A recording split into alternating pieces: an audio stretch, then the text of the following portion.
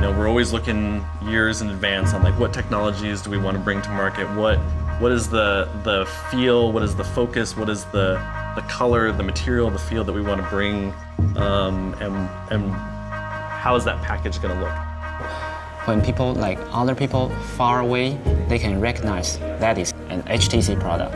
So in this one, we create this red band. So we can say this is a design feature, but this has function. We wanted to go as thin as possible on EVO. And so we wanted to do that without sacrificing the kickstand. I mean, to create this device, we had to take experts from all over the place, from materials, from design, from mechanical engineering, antenna technology, battery technology, and pull them all together.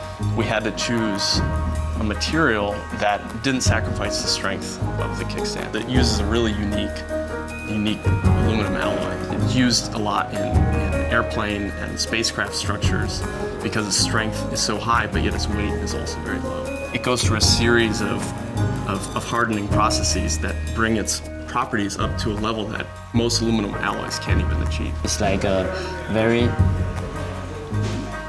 different from other competitor.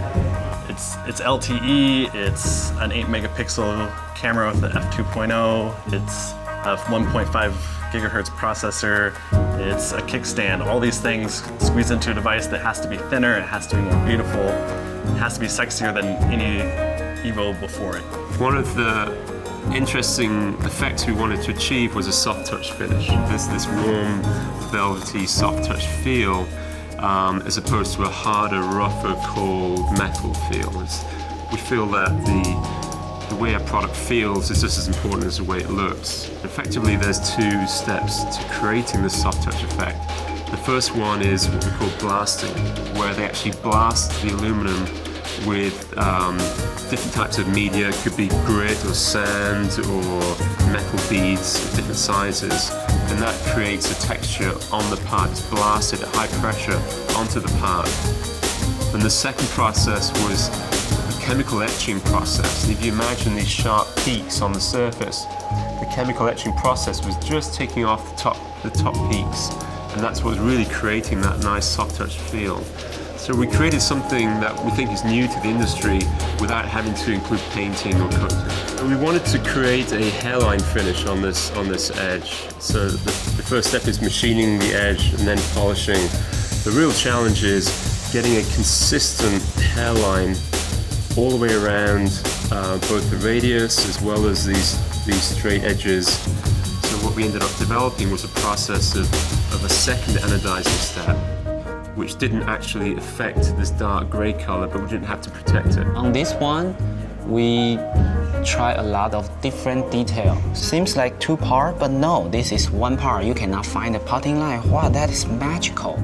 There's so much that goes into these devices. It takes a ton of people and a lot of work to get every little detail just right. All in all, we're using about up to 100 different custom designed machine cutters to create all the features and the geometry that we need to go into the final unibody shape. We wanted people to pick it up and not feel that it's hard or sharp or rough or metallic, but for it to feel comfortable and warm and something that people actually want to hold. If the user watch a movie, they just focus the movie. Your device just become quiet. Extra attention to detail at each of the component levels results in a much better designed product at the end of the day that people notice.